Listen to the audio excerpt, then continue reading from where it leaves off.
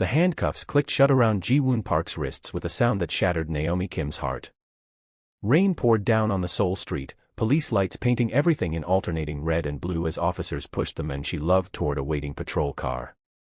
Naomi stood frozen on the courthouse steps, her designer suit soaked through, watching the only men who'd ever made her forget her principles being taken away because she'd finally remembered them. "Ms. Kim, do you have a statement?" A reporter shoved a microphone in her face. "Is it true you were romantically involved with the defendant? Did you knowingly help him launder money through your law firm?" Naomi said nothing. What could she say? That she'd fallen in love with Seoul's most dangerous crime lord? That she'd compromised everything her parents taught her? That she'd destroyed their legacy for a man who'd been using her all along? Ji-Woon looked back once before they pushed him into the car, his dark eyes meeting hers with something that looked like regret. Or maybe she was just seeing what she wanted to see. 6 months earlier, Naomi had been a different person. She'd been confident, untouchable, certain of her path. She sat in her corner office at Kim & Associates, Seoul's most prestigious defense firm, reviewing case files with the same meticulous attention her father had taught her. At 28, she was the youngest senior associate in the firm's history, following in footsteps that had been carved deep by her parents' legendary careers. Her mother, Diana Kim née Washington, had been a civil rights attorney in Atlanta who defended everyone from wrongly accused teenagers to political activists. Her father, Kim Sang-woo, had been one of Korea's most respected judges, known for his fairness and integrity. They'd met at an international law conference, fallen in love across cultures and continents, and raised Naomi to believe that justice was the highest calling, that principles mattered more than comfort, and that the law existed to protect those who couldn't protect themselves. Justice comes before emotion, her father had told her countless times. The moment you let feelings cloud judgment, you've lost the ability to serve truth. Naomi had built her entire life around that philosophy. Harvard Law, top of her class. Fluent in English, Korean, and legal jargon in both languages. She'd returned to Seoul with a mission to clean up the system from the inside, to use her skills to defend the innocent and expose the corrupt. She specialized in corporate defense, carefully vetting every client to ensure she wasn't protecting criminals. That careful vetting failed her exactly once. But once was enough to destroy everything. The case came through a referral from a senior partner. Lee Enterprises, a legitimate import-export business being investigated for customs violations. The charges seemed minor, the evidence circumstantial. Naomi took the case, confident she could get it dismissed quickly. Her client contact was a man named Min-soo, pleasant enough, who provided all necessary documentation and seemed genuinely concerned about his company's reputation. The preliminary hearing was routine. Naomi presented evidence of compliance, demonstrated the charges were based on misunderstandings, and won a dismissal. Afterward, Min-soo thanked her profusely and mentioned that his employer would like to meet her personally to express gratitude. That's how Naomi found herself in the penthouse office of Ji-Woon Park. He stood by floor-to-ceiling windows overlooking Seoul's glittering skyline, hands in his pockets, dressed in a suit that probably cost more than her monthly rent. He was younger than she'd expected, maybe mid-30s, with sharp features and eyes that seemed to see through every defense she'd ever constructed. When he turned to face her, Naomi felt something shift in the air, a recognition she couldn't name. "Ms. Kim," Ji-Woon said, his voice smooth and controlled. "Thank you for coming. And thank you for your excellent work on our case." "I was just doing my job," Naomi replied, professional mask firmly in place. The charges were baseless. Any competent attorney could have gotten them dismissed. Perhaps. But you did it with precision and discretion. Those qualities are valuable in my line of work. Something in his tone made Naomi's instincts flare. "And what exactly is your line of work, Mr. Park?" Ji-Woon smiled slightly. "I'm a businessman. I have interests in various enterprises throughout Seoul. Import-export, entertainment, real estate, security. I believe in diversification." "How prudent," Naomi said carefully. She was missing something. The setup felt wrong. Lee Enterprises was legitimate, her research had confirmed that. But this man, this office, the way he spoke in careful double meanings, all suggested something darker beneath the surface. "I'd like to retain your services going forward," Ji-Woon continued. "My businesses occasionally face legal challenges. I need an attorney I can trust. Someone with your intelligence and principles. I appreciate the offer, but I'm very selective about my clients. I need to fully understand what I'd be defending. What you'd be defending is legitimate businesses against a system that sometimes targets successful people. Ji-Woon moved closer, and Naomi caught the scent of expensive cologne. I'm not asking you to compromise your ethics, Miss Kim. I'm asking you to ensure I receive fair treatment under the law. Isn't that what you do? It is, Naomi admitted. But I need complete transparency. I don't defend criminals, Mr. Park. If your businesses involve anything illegal, I'm not interested. I respect that, Ji-Woon said, his eyes locked on hers. You have principles. That's rare. Most lawyers I meet are happy to look the other way for the right price. But you actually care about justice. It's admirable. Almost naive, but admirable. Believing in justice isn't naive, Naomi said sharply. It's necessary. Without it, we're just animals fighting over territory. Ji-Woon's smile widened. I like you, Ms. Kim. You challenge me. Most people are afraid to speak honestly in my presence. But you don't seem afraid of anything. Should I be? The question came out before Naomi could stop it. Probably, Ji-Woon admitted. But I don't think you scare easily. Tell me, are you always this direct? Yes. It saves time and prevents misunderstandings. So let me be direct now. If I take you on as a client, I will review every case, every document, every transaction. If I find evidence of criminal activity, I'll withdraw representation immediately. Those are my terms. Non-negotiable. Agreed, Ji-Woon said without hesitation. I wouldn't want it any other way. When can you start? That conversation should have been Naomi's first warning. A legitimate businessman would have bristled at her terms, would have found an attorney less demanding. But Ji-Woon had agreed immediately, almost as if he wanted her scrutiny. Later, Naomi would understand why. He'd been intrigued by her challenge, had seen her principles as something to test, to break, to prove that everyone had a price. The first month was routine. Ji-Woon's companies faced standard legal issues, contract disputes, licensing questions, employee matters. Everything seemed above board. Naomi handled each case efficiently, billing fairly, maintaining professional distance. But Ji-Woon kept finding reasons to meet with her personally. Strategy sessions that lasted hours. Working dinners that felt less like business and more like dates. Late-night phone calls about cases that could have waited until morning. You're working late again, her father observed one evening when she called him from her office at midnight. This new client is demanding a lot of your time. He's important. High profile. Could lead to more clients like him. Be careful, Naomi. Sometimes prestigious clients come with complicated strings attached. I know what I'm doing, Appa. I'm not compromising anything.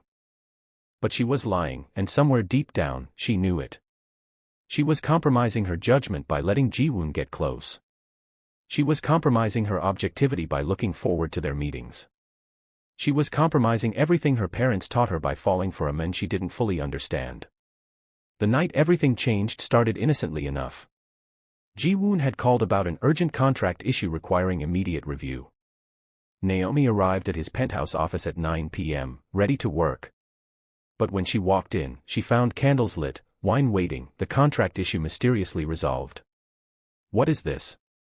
Naomi asked, suspicion warring with something else. Something dangerous. Honestly. Ji-Woon stepped closer. An excuse to see you. I'm tired of pretending every conversation needs to be about business. I wanted one evening where we could just talk. As people, not attorney and client. That's inappropriate, Naomi said, but she didn't leave. Probably. Most things I want are inappropriate. But I've learned that life is too short to deny what you feel. And I feel something when I'm with you. Something I haven't felt in a very long time. Ji-Woon, I'm your attorney. There are ethical boundaries. Then stop being my attorney. He was very close now, close enough that Naomi could feel the heat from his body. Fire me as a client if that's what it takes. Because I can't keep pretending I want you here for legal advice when what I really want is to know everything about you. Your favorite books. What makes you laugh? What you dream about when you let yourself dream. You don't know me, Naomi whispered, her resolve cracking. Not really. Then let me learn. Give me a chance to see past the brilliant attorney to the woman underneath. The woman who teaches at youth centers on weekends. Who drinks way too much coffee and thinks nobody notices. Who touches her mother's picture on her desk when she's nervous. I see you, Naomi. I've been seeing you since the moment you walked into that courtroom and destroyed the prosecution's case without breaking a sweat. Naomi should have walked away. Should have maintained professional boundaries. Should have remembered everything her parents taught her about mixing personal and professional relationships. Instead, she let Ji-Woon kiss her, let herself fall into something that felt inevitable and terrifying and absolutely right. They started seeing each other secretly after that. Naomi told herself it was just dating, that she'd keep her professional judgment intact, that she could separate her feelings from her work. She was lying to herself, and part of her knew it. But Ji-Woon made her feel alive in ways she'd never experienced. He was intelligent, attentive, surprisingly vulnerable when they were alone. He told her about his father's death when he was 20, how he'd been forced to take over family businesses he didn't fully understand, how he'd built his empire through determination and sometimes ruthless choices. I'm not proud of everything I've done, he admitted one night as they lay together in his penthouse. Some of the people I work with aren't good people. Some of the deals I've made have moral gray areas. But I protect my family, my people. That has to count for something. Of course it does, Naomi said, wanting to believe him. You're a good man, Ji-Woon. I see that. Do you? Or do you see what you want to see? The question haunted her. Because maybe he was right. Maybe she was seeing the men she wanted him to be instead of the men he actually was. Her father noticed the change in her, the distraction, the way she smiled at her phone when messages came through. You're seeing someone, he observed during their weekly dinner. Someone serious. Maybe, Naomi admitted. It's complicated. Life is complicated. Love is simple. Either this person makes you better or they make you compromise who you are. Which is it? Both, Naomi said honestly. He challenges me. Makes me question assumptions. But he also makes me happy, Appa. Really happy.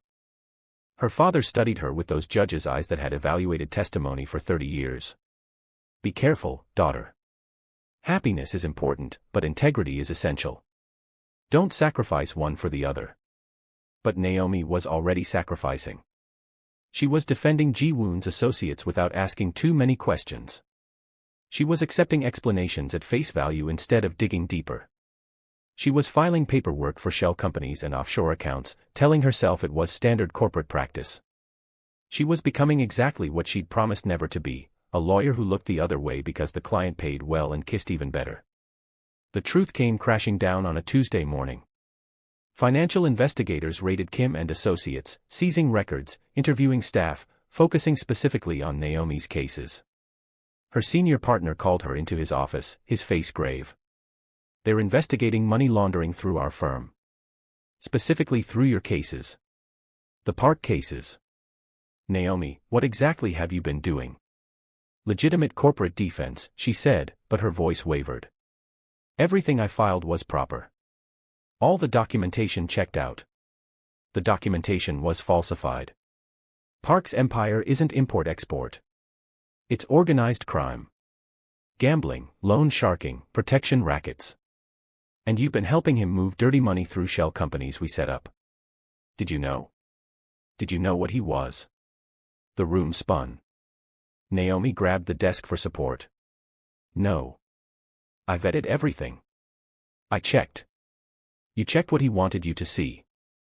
He played you, Naomi.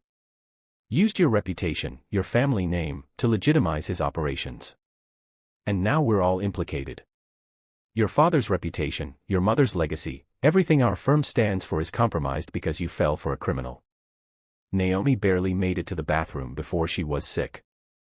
Everything crashed down at once, the realization that Ji-Woon had been using her, that she'd been willfully blind, that she'd destroyed everything her parents built because she'd let emotion cloud her judgment. Her father's words echoed in her mind, justice comes before emotion. She'd violated that fundamental principle, and now everyone she loved would pay the price.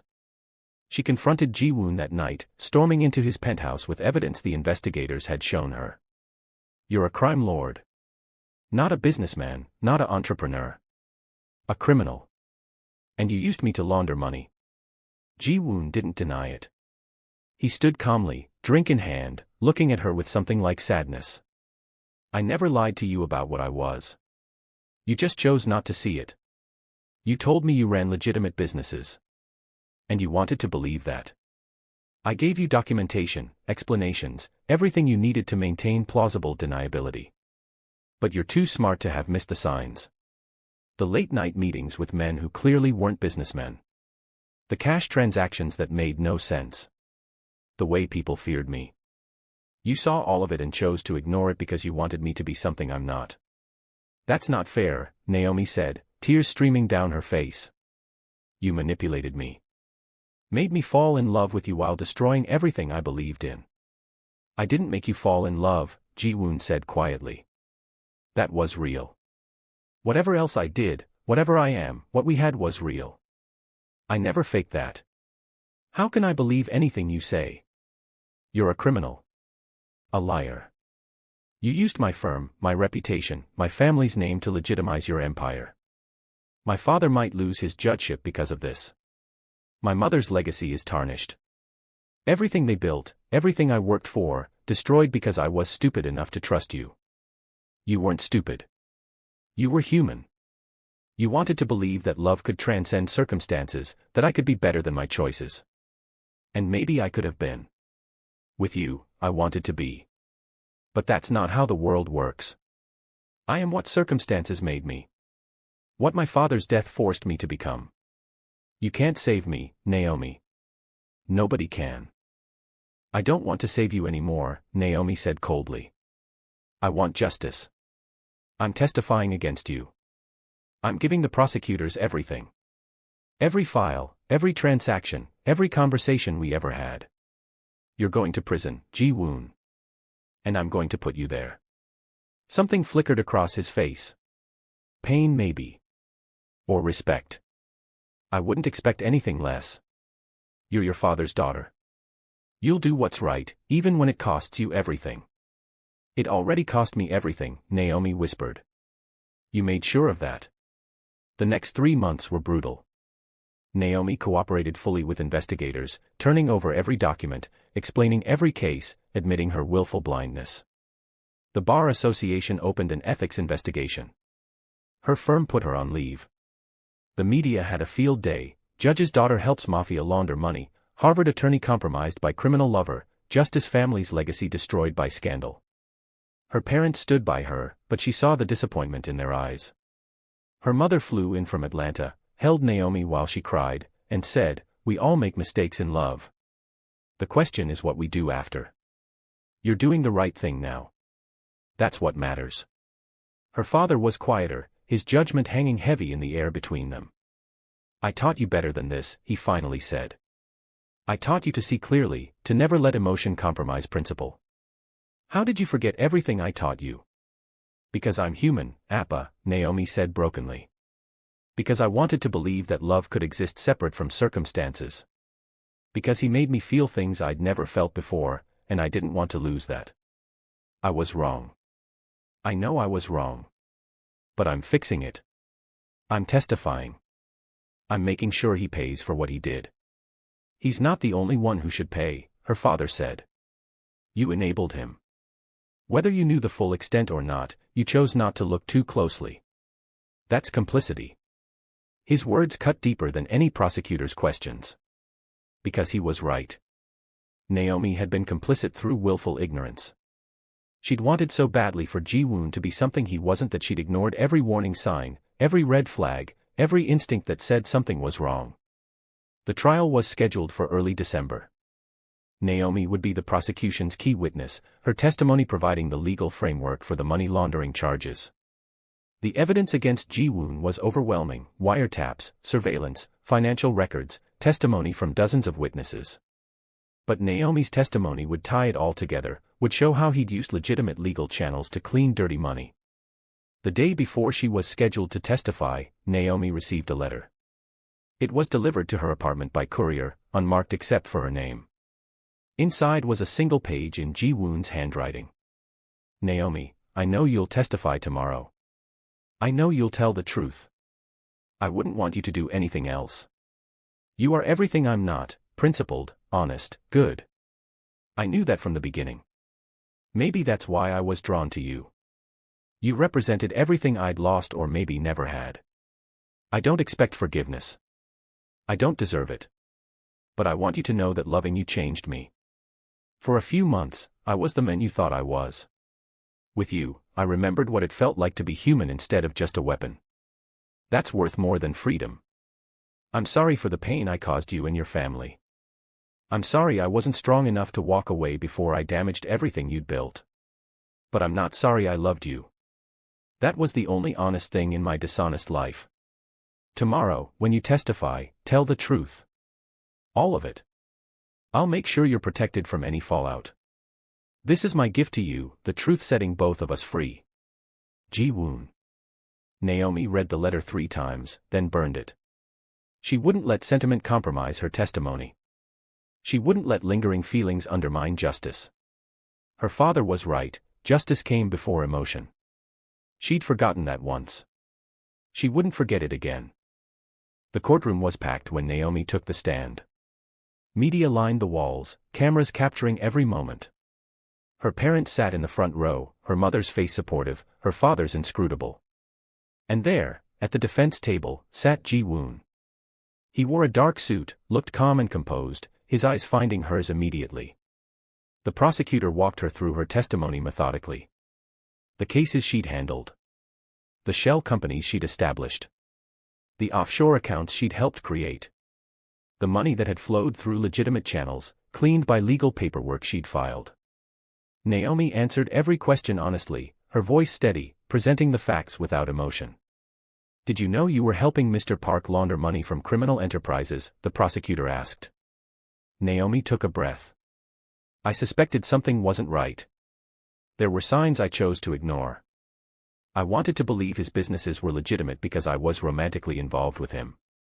I allowed my personal feelings to compromise my professional judgment. I didn't ask questions I should have asked.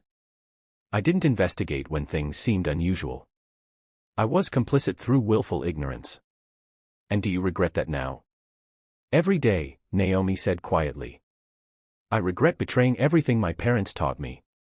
I regret using my skills to help a criminal. I regret the damage done to my firm, my family, and the legal system I swore to serve. I can't undo my mistakes. But I can tell the truth now. That's what I'm doing. The defense attorney's cross-examination was brutal but expected. He tried to paint Naomi as a scorned lover seeking revenge, as an incompetent attorney looking for a scapegoat. But the evidence supported her testimony. The facts were undeniable. Then Ji-Woon did something unexpected. He stood, interrupting his own attorney. Your Honor, I'd like to address the court. The judge looked surprised. Mr. Park, I strongly advise you to consult with your attorney before. I'm confessing, Ji-Woon said simply. Everything Ms. Kim testified to is true. I ran criminal enterprises. I laundered money through legitimate channels. I used her reputation and her firm to clean dirty money. She's telling the truth. I'm guilty of everything charged. The courtroom erupted. The judge called for order. Ji-Woon's attorneys tried to stop him, but he continued speaking. Ms. Kim doesn't deserve to have her career destroyed because of my choices. She made mistakes, yes. She should have asked more questions. But I deliberately deceived her. I took advantage of her feelings, her trust, her desire to believe in me. She's a good attorney and a better person. Don't punish her for my crimes. I accept full responsibility. I'll plead guilty to all charges if the Bar Association agrees to drop its investigation of Ms. Kim. She's suffered enough. The judge declared a recess. Prosecutors and defense attorneys scrambled. Naomi sat frozen in the witness box, staring at Ji-Woon, unable to process what he'd just done. He'd sacrificed his defense to protect her. He'd confessed to everything to save her career. He'd chosen her principles over his freedom. Later, in the courthouse hallway, they stood facing each other for the last time. Security kept distance between them, but their eyes met. "Why did you do that?" Naomi asked. "Because you taught me what love could be," Ji-Woon said simply. "Not possession. Not control. Sacrifice. You would have destroyed yourself telling the truth to serve justice. The least I could do was make sure your honesty didn't cost you everything. You deserve better than what I gave you. This is the only good thing I can do for you now." "I loved you," Naomi said, tears streaming down her face. "Part of me still does. Even knowing what you are, what you did." "How is that possible?" "Because love isn't rational. It just is. But you'll move past this. You'll rebuild. You're too strong not to. And someday you'll find someone worthy of you. Someone who makes you better instead of compromising who you are. Promise me you'll find that." "I can't promise anything right now except that I'll keep telling the truth. That's all I ask." Ji-Woon smiled slightly. "Goodbye, Naomi. Thank you for reminding me I was human. Even if only for a little while." Security led him away. Naomi watched him go, feeling her heart break cleanly. Not with the devastating pain of betrayal, but with the bittersweet ache of loving someone impossible. Someone who'd been exactly what she needed and everything she couldn't have. The aftermath took months to resolve. Ji-Woon's confession expedited the trial. He received 15 years for money laundering, racketeering, and organized crime. The Bar Association, true to the negotiated agreement, dropped its investigation of Naomi, but she was still censured for her poor judgment. She resigned from her firm, unable to face the disappointed looks from colleagues who'd trusted her. But Naomi Kim didn't stay down. She took a teaching position at a law school in Nairobi, working with students who wanted to use law to fight corruption in their communities. She taught ethics courses with a perspective born from failure, helping young attorneys understand how principles could be compromised by small choices that accumulated into catastrophic mistakes. A year after Ji-Woon's sentencing, a letter arrived at her university office. Prison postmark, familiar handwriting. Naomi almost threw it away unopened. But curiosity won. "Naomi, I don't expect you to read this, but I had to write anyway. I'm teaching literacy classes to other inmates, trying to do something useful with my time. It's strange finding purpose in prison after spending my life chasing power on the outside. You were right about everything. About me, about my choices, about the cost of compromising principles. I've had a lot of time to think about the man I was and the man I could have been. You showed me that second man existed inside me somewhere. I'm trying to find him again. Maybe it's too late. Maybe some choices can't be undone. But I'm trying. For what it's worth, you taught me what love could be.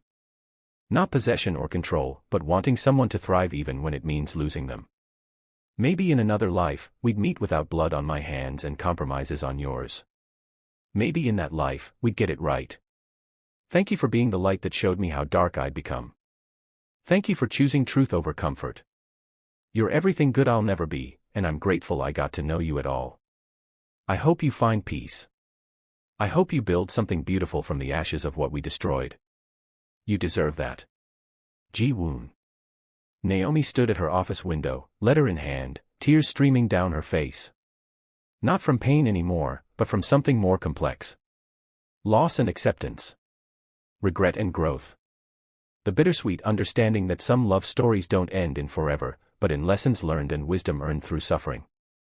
She folded the letter carefully, placed it in her desk drawer with her parents' photos, and turned back to her lesson plans. Tomorrow she'd teach young attorneys about the importance of integrity, about how principles matter more than passion, about how justice must come before emotion. She'd teach from experience, from failure, from the hard-won knowledge that loving someone isn't enough if it means betraying yourself. The Nairobi sunset painted her office in gold and amber light. Somewhere in a Seoul prison, Ji-Woon was serving time for his crimes. Somewhere in Atlanta, her mother was defending another wrongly accused client. Somewhere in Seoul, her father was presiding over another trial, upholding the law they both believed in. And here, in this African classroom, Naomi was rebuilding. Not the person she'd been before Ji-Woon, but someone stronger. Someone who'd been broken and reformed, who understood that redemption wasn't erasing mistakes but learning from them. She would love again someday. But next time, she'd remember that love without integrity was just beautiful destruction. Next time, she'd choose someone who made her better instead of making her compromise. Next time, she'd remember her father's words, justice comes before emotion. Not because emotion doesn't matter, but because without justice, emotion becomes just another excuse for betraying everything you believe in. Some love stories end in forever. Others end in forgiveness. Naomi's ended in wisdom, hard-won and bittersweet, carrying her forward into a future where she'd help others avoid the mistakes she'd made. That wasn't the ending she'd wanted. But maybe it was the ending she needed. If this story of love, betrayal, and redemption moved you, please subscribe to our channel and hit that like button. Share your thoughts in the comments. Have you ever had to choose between love and principles? How did you navigate that impossible choice? Remember, this story explores how even good people can lose their way when emotion clouds judgment, and how true love sometimes means letting go. Thanks for watching, and remember, integrity isn't about never falling, it's about getting back up and choosing truth even when it costs everything.